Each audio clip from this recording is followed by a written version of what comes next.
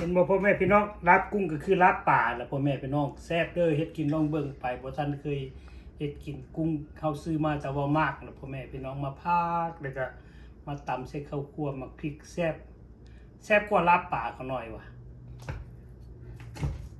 ลองมึงเด้อพ่อแม่พี่น้องเด้อ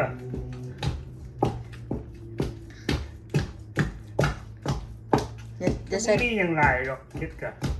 บ่ใส่สุ่มประตู บ่ใส่นี่มันคือลาบป่าเนี่ยพ่อแม่พี่น้องเห็นบ่ลาบกุ้งลาบกุ้งอันนี้เอาผักหอมใส่ซักพอนั่นติบ่ใส่น้ำหลายติใส่น้ำหลายปะเบิ่งสิเจ๊เบิ่งก่อนมันพอดีก่อนจังเอาผักลงเด้อแจ๊บเพิ่นก่อนพอดีป่ะเช็ดมือใส่น้ำปลาแดกอย่างน้อยนะใช่ค่ะน้ำปลาแดกกระตุ่มนะพี่น้องแซ่บเด้อพ่อแม่พี่น้องมากินน้ำกันจังหน่อยใส่อีกก็ได้หลายใส่เบิด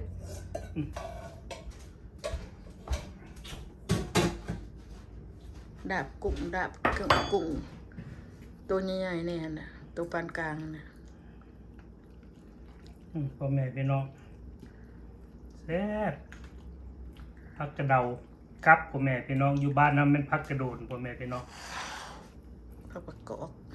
ผักกระโดนต้นเซลงใส่รถได้บักบวบที่อันตัดไว้นะแซ่บคือเก่าเด้อพ่อแม่พี่น้องบักบวบเอาไว้ดิบเนาะเอาไว้ตู้แข็งมากินแซ่บยังแซ่บคือเก่าบ่ได้แซ่บคือเก่าพ่อแม่พี่น้องเปื่อยแล้วอ่อนๆมาเกินไปปลูกอยู่เมืองหนาวเมืองร้อนก็คือกันเกินเฮาจะเอาง่วยอ่อนๆไว้กินกะบ่ต้องลวกบ่ต้องนึ่งตัดไว้ดิบรสพ่อแม่พี่น้องเอามาหนึ่ง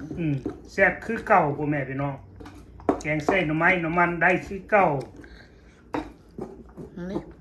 อีบีไปเบิ่งนี่บ่ได้เปื่อยบ่หยังคือเก่าคือข้าวแกงก็นึ่งใหม่ๆนี่น่ะแซ่บพี่น้องยังหวานคือเก่าอยู่ตัวเกิดมันยังมีเพิ่นไกลๆเบิ่งโน่นนี่นะพ่อแม่พี่น้องจะแซ่บบ่พ่อแม่พี่น้อง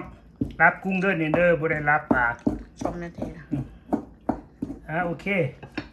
อยู่ดีมีแห้งพ่อแม่พี่น้องฉลอยงามๆเนี่ยยังได้กินอยู่บ่ได้เช้าได้ของกันหน่อยนะ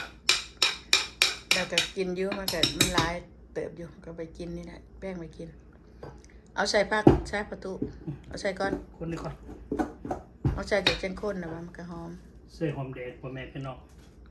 หอมแดงแทงใจเด้อพ่อแม่พี่น้องเด้อผักบัวหอมแดงนี่นะหอมบัวแดงถุงหนึ่งใส่เบิดบ่นี่เรียบร้อยว้าวไปซื้อมาไว้ได้คอยไปหมักต้มใส่น้ำนี่คอยต้มกินไอดียังนะเอาหัวหนึ่งทงหนึ่งดีต่อพ่อแม่พี่น้องมากินน้ำกันเด้อFCเด้อพี่น้องทางนิวยอร์กเด้อเคยบริใช้ผักหอมปอมหอมแปะเลยพี่น้องใช้หัวผักบัวอะไรแล้วผักบัวพ่อแม่พี่น้องบ่ได้ไปตลาดก็ลืมซื้อมาเป็นย่างดอกอันนี้ผักหอมคือกันสุดยอดชิมเบิ่งพอดีได้ป่ะชิมเบิ่งก่อนเจ๊เบิ่งก่อนจะบ่วงก็บ่สุดยอดพ่อแม่พี่น้องโอเคพี่น้องเอามากินน้ำกันโอเคเด้อพ่อแม่พี่น้องขอบใจที่ติดตาม FC หักแพงกันคือเก่าแล้วพ่อแม่พี่น้องเลยจากใจจริงบ๊ายบายกันย่างดุมๆจะเอาหนาปกมันโอเคพี่น้องบาย